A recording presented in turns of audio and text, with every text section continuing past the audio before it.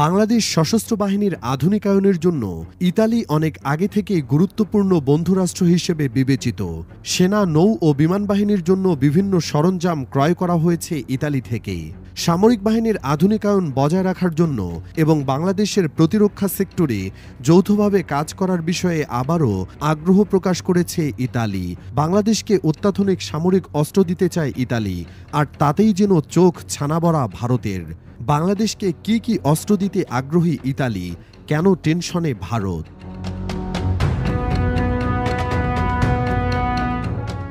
সম্প্রতি বাংলাদেশ সফরে আসা ইটালিয়ান পররাষ্ট্রমন্ত্রী মারিয়া ত্রিপদী প্রধান উপদেষ্টা ডক্টর মোহাম্মদ ইউনুস এবং পররাষ্ট্র উপদেষ্টা মোহাম্মদ তৌহিদ হোসেনের সাথে সাক্ষাৎ করে বাংলাদেশকে সামরিক সহযোগিতার আগ্রহ প্রকাশ করেছেন। প্রতিরক্ষা সরঞ্জামের পাশাপাশি বাংলাদেশের সাথে বাণিজ্য ইস্যুতেও যৌথভাবে কাজ করতে চায় ইটালি। গত বছরের সেপ্টেম্বরে বাংলাদেশের অন্তর্বর্তী সরকারের প্রধান উপদেষ্টা অধ্যাপক ডক্টর মোহাম্মদ ইউনুস ইতালির প্রধানমন্ত্রী জর্জিয়া মেলোনির সঙ্গে দ্বিপাক্ষিক বৈঠক করেছিলেন। বৈঠকটি 2024 সালের 24শে সেপ্টেম্বর জাতিসংঘ সাধারণ পরিষদের অধিবেশনের ফাঁকে অনুষ্ঠিত হয়। এ সময় তারা বাণিজ্য ও প্রতিরক্ষা বিষয়সহ বিভিন্ন বিষয়ে আলোচনা করেন। বাংলাদেশের কাছে জঙ্গি বিমান, স্যাটেলাইট, টহল জাহাজ সহ বিভিন্ন ধরনের সমরাস্ত্র ও সামরিক সরঞ্জাম বিক্রিতে আগ্রহী ইতালি। সমরাস্ত্র বিক্রির পথ সুগম করতে বাংলাদেশের সঙ্গে একটি প্রতিরক্ষা চুক্তি করতে চায় ইউরোপের দেশটি।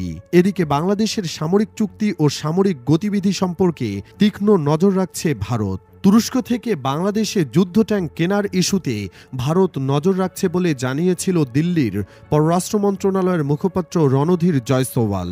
বিশ্লেষকরা মনে করছেন, কাশ্মীর সংকট সহ প্রতিবেশী দেশের সাথে দিন দিন কূটনৈতিক সম্পর্কের অবনতি হওয়ায় টেনশনে ভারত। গ্লোবাল ফায়ার পাওয়ার ইন্ডেক্সের তথ্য মতে ইতালির সিলক্স ফ্যালকো সিরিজের 2টি ড্রোন আছে বাংলাদেশের বহরে। এর পাশাপাশি ইতালি থেকে কেনা কিছু প্রশিক্ষণ বিমান ও হেলিকপ্টারও ব্যবহার করে বাংলাদেশ। বাংলাদেশের সমরাঙ্গনকে আরও অত্যাধুনিক করতে আগ্রহী ইউরোপের দেশ ইতালি।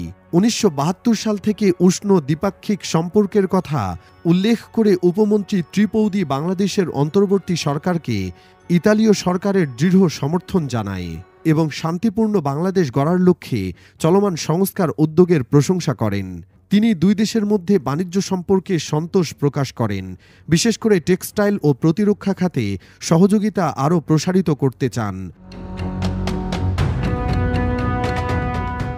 বাংলাদেশের কাছে জঙ্গি বিমান, স্যাটেলাইট, টহল জাহাজ সহ বিভিন্ন ধরনের সমরাস্ত্র ও সামরিক সরঞ্জাম বিক্রি করতে চায় ইতালি। প্রতিরক্ষা চুক্তির পাশাপাশি সমুদ্রে অংশীদারিত্ব বাড়াতে চায় ইতালি। এজন্য বাংলাদেশের কোস্টগার্ড ও নৌবাহিনীর সঙ্গে কাজ করতে আগ্রহী ইতালি।